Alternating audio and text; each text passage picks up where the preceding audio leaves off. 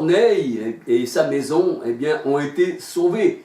Et il n'était pas permis à Pierre de rentrer dans la maison de Corneille, mais le Seigneur a dit: ce que j'ai déclaré pur, Pierre, ne le regarde pas comme impur, car tu comprendras que les hommes que j'ai déclarés purs ne les regardent pas comme impurs.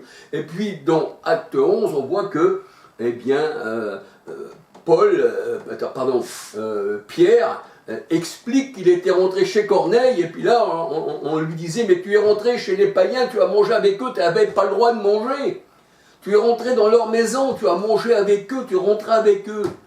Tu n'avais pas le droit de faire ça, Pierre. Mais le Seigneur m'a appris de ne regarder aucun homme comme impur, parce qu'ils sont considérés comme des reptiles, des poissons, des chacals, des lions, enfin tout ce que vous voulez d'animal. Des renards, comme on va dire Hérode ce renard, voyez-vous. Alléluia.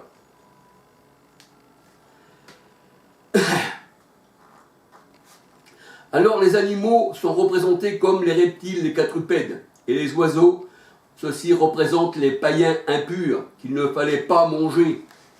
Voyez-vous, avec un païen, vous ne pouvez pas aller manger. Vous ne pouvez pas manger un païen, vous ne pouvez pas le manger, c'est un animal impur. Mais le Seigneur, il dit que lui, il est l'agneau qui est pur, sans tache, sans défaut, et qui ôte le péché. Donc l'agneau, Jean 29, qui ôte le péché du monde, lui, on peut le manger. C'est un animal pur. Alléluia. Comme la parole de Dieu nous dit que Christ, il est le pain, il donne sa vie, il nous donne son sang, il nous donne aussi, la parole de Dieu nous dit, eh bien, sa chair à manger. Donc on peut manger, eh bien, cet agneau qui est pur, qui représente les enfants de Dieu. Alléluia. Mais pas manger les choses impures. C'est pour ça que Pierre disait, dans Acte 10, « Seigneur, je n'ai rien mis dans ma bouche qui ne soit souillé. » Mais j'ai tout purifié, qui dit le Seigneur. J'ai purifié cette maison et tu dois rentrer dans cette maison. Alléluia.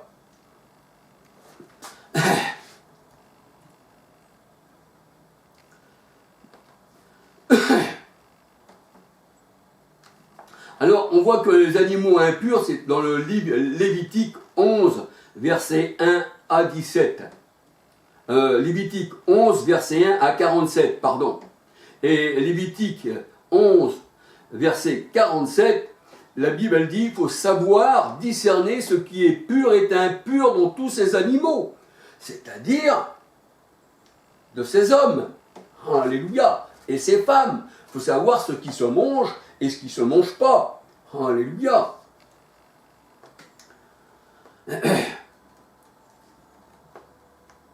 Parce qu'il faut savoir aussi que le faux prophète, dans la parole de Dieu, dans Matthieu 7, versets 15 à 20, eh bien, il ne porte pas de fruits. L'arbre, c'est un arbre qui ne porte pas de fruits. On reconnaît l'arbre à son fruit, mais c'est des épines. Donc, vous ne pouvez pas manger de l'arbre épineux. Alléluia. Vous ne pouvez pas manger de l'arbre épineux, ça c'est un arbre qui mène à la mort, ça c'est des épines, c'est comme des flèches qu'il y a dessus. Mais le Seigneur, lui, il est l'arbre de vie, alléluia, et là vous allez trouver du fruit. Et ainsi en est-il de ses enfants, alléluia. Ainsi en est-il de ses enfants, alléluia.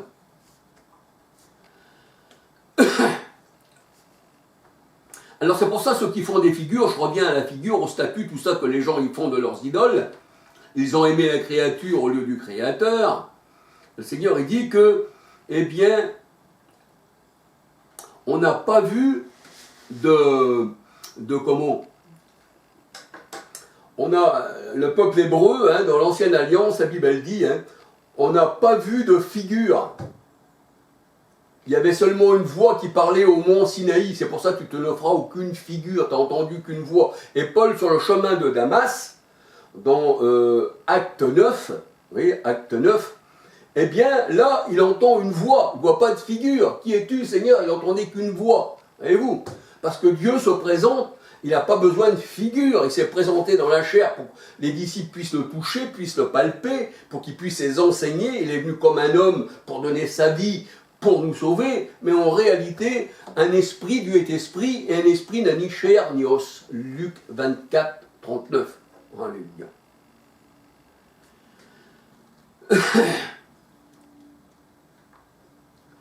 Jean 5, verset 37.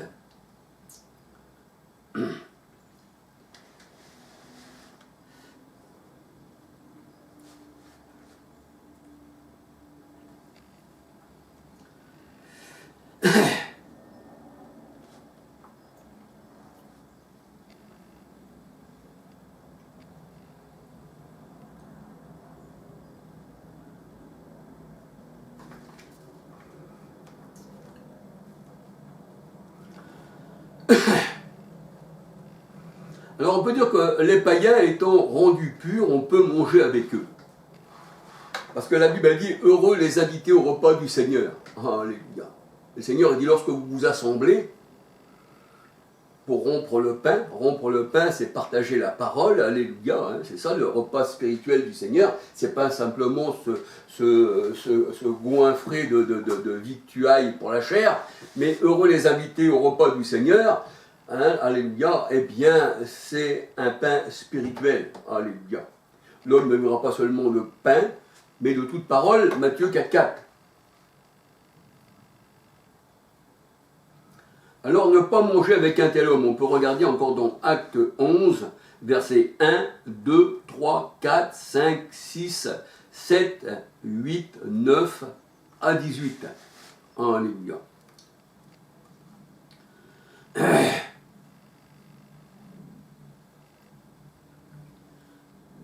Alors, la parole de Dieu nous dit que la chair de ses élus, même la chair du Christ, eh bien, n'est pas comme la chair du monde, qui ressemble à des bêtes.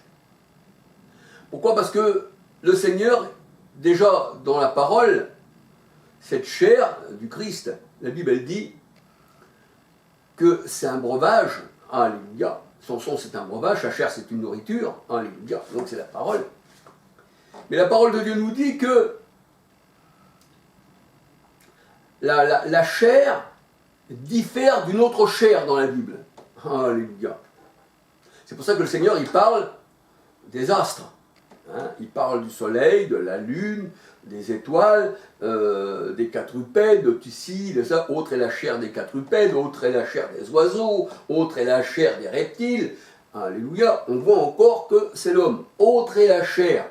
Alléluia. Ça veut dire qu'un véritable chrétienne n'a pas la même chair que le monde. Alléluia. Donc, ce n'est pas une chair de bestiaux impurs, c'est une chair que le Seigneur eh bien, a sanctifiée. Alléluia. Nous voyons ceci dans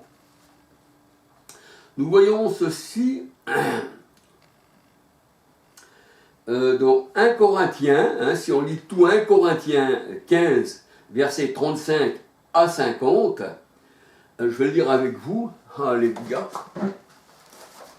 1 Corinthiens 15,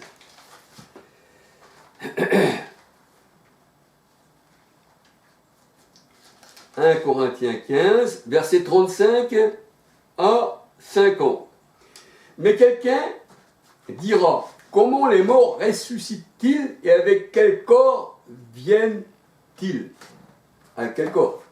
Donc si tu es ressuscité, tu as un corps nouveau, tu es un homme nouveau, tu es un homme spirituel, tu es comme le vent. Jean 3, versets 3 à 8.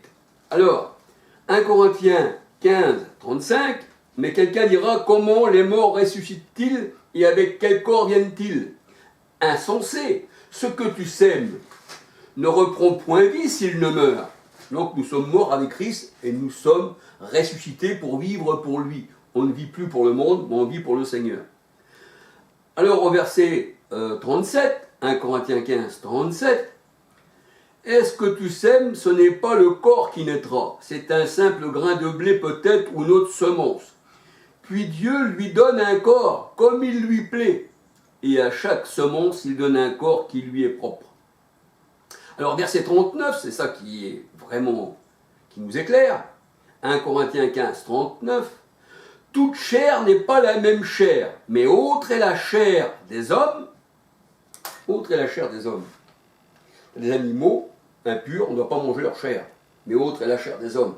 Autre est la chair des enfants de Dieu, alléluia, que l'on peut manger comme la chair de l'agneau. Nous sommes les brebis du Seigneur. Ézéchiel 34, versets 1 à 31. Alléluia. Toute chair n'est pas la même chair, mais autre est la chair des hommes. Et là, on retrouve les quadrupèdes, on retrouve les oiseaux, on retrouve les reptiles, enfin tout ce que vous voulez, hein, dans la parole de Dieu. Toute chair n'est pas la même chair, mais autre est la chair des hommes, autre celle des quadrupèdes, autre celle des oiseaux, autre celle des poissons. Voyez-vous ? Autre celle des poissons. Il y a aussi les corps célestes. Les corps célestes, eh bien, on peut dire que Genèse 37, 9, 10, les corps célestes, ça représente les hommes. Alléluia. Il y a aussi des corps célestes, mais autre est l'éclat des corps célestes, autre celui des corps terrestres. Vu que les corps célestes diffèrent avec les corps terrestres. L'autre est l'éclat du soleil. Soleil, Genèse 37, verset 9-10. Jacob, sa femme, ses enfants. Jacob, le soleil, sa femme, la lune, ses enfants, les étoiles. Alléluia.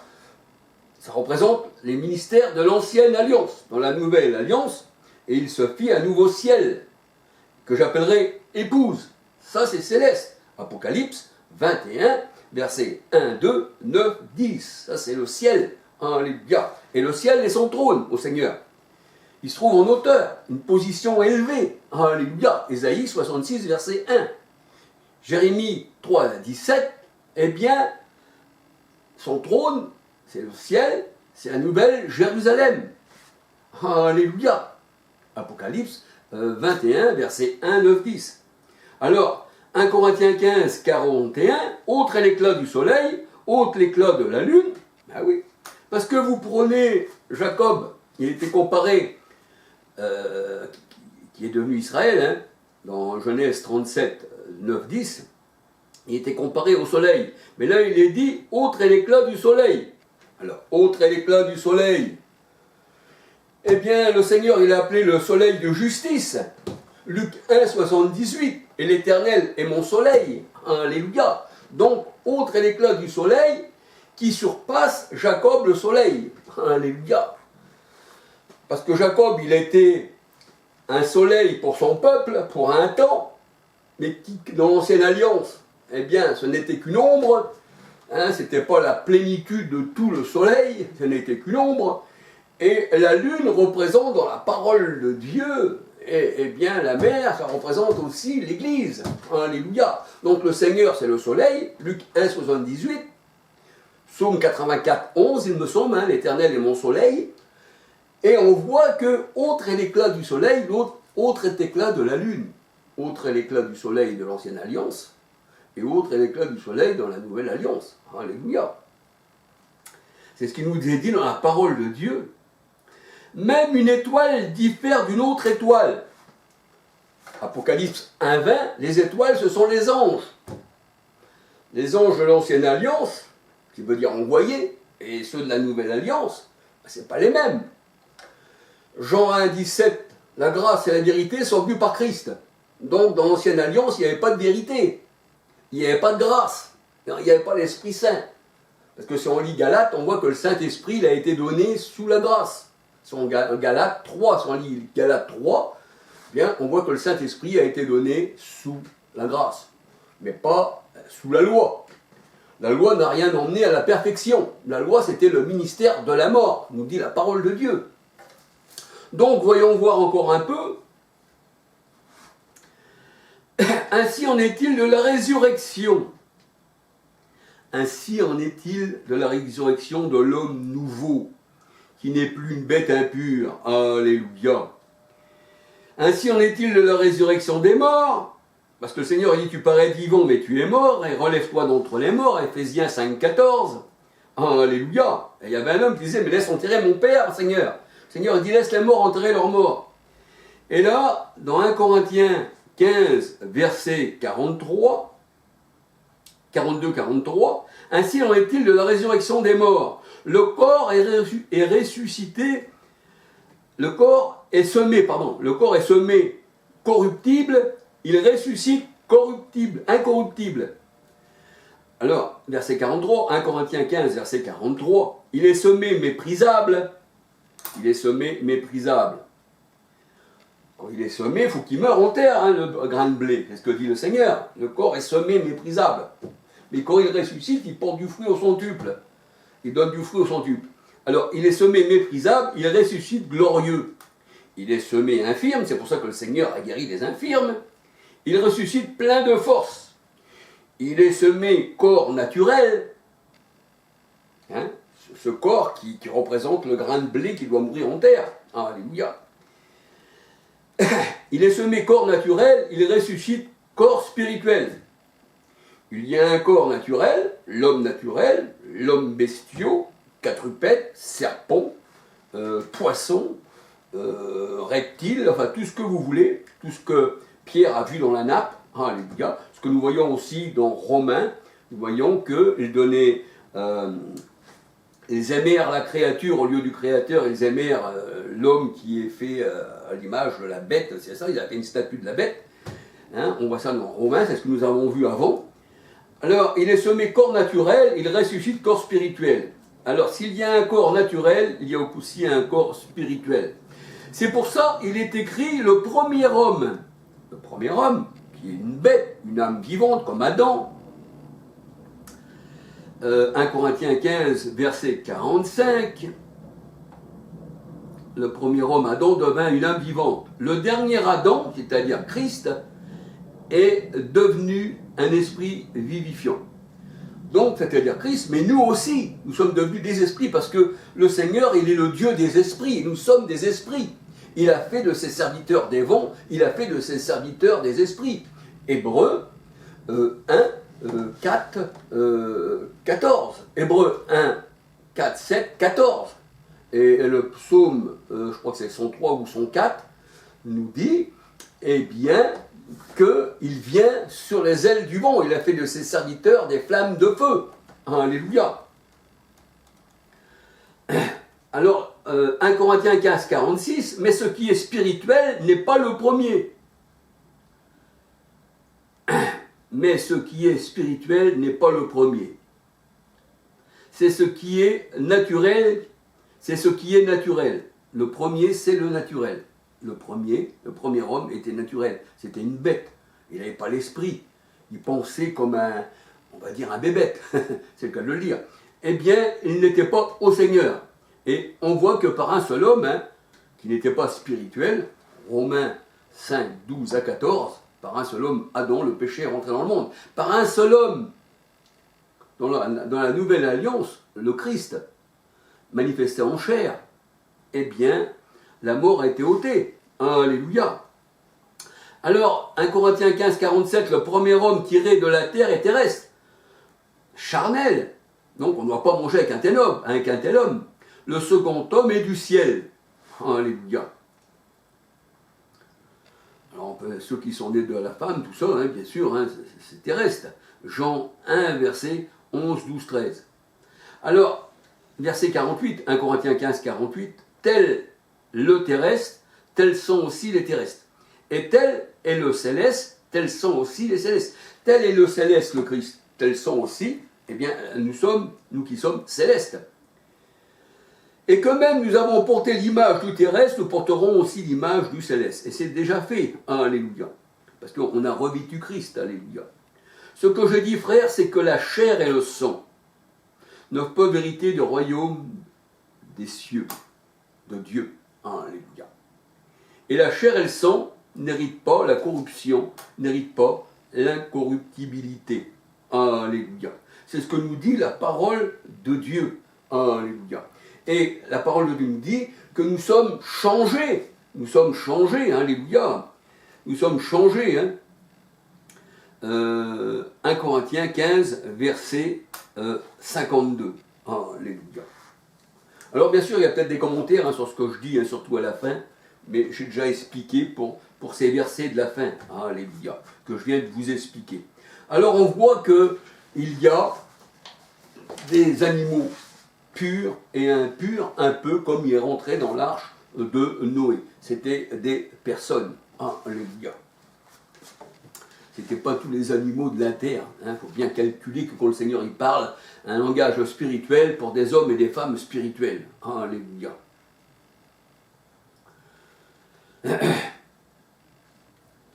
Alors, toute chair n'est pas la même chair, c'est ce que nous dit la parole de Dieu. 1 Corinthiens 15, versets 35 à 50. 1 Corinthiens 15, versets 38-39. Alors les dieux d'argent, d'or et d'airain, de fer, les dieux d'argent, d'or, d'airain et de fer, eh bien comme nous l'avons vu dans Romains, ils se firent, eh bien, ils se firent, ils adorèrent ils adorèrent les reptiles, ils adorèrent les quadrupèdes, ils adorèrent les oiseaux, ils ont aimé la créature au lieu du créateur. Et le Seigneur a dit, vous ne ferez aucune image d'un oiseau qui vole ou d'un poisson qui rame sous les eaux. Et on voit que il y a beaucoup de poissons, et ci et ça, attachés à leur cou, après leur voiture, à leurs bras, enfin voilà. Ça c'est contre l'Éternel, alléluia. Et là on voit que les dieux d'argent, d'or, d'airain, de fer, de bois et de pierre, eh bien, ça représente aussi les animaux impurs, et qui n'entendent point, qui ne savent rien, et qu'ils enseignent des choses folles.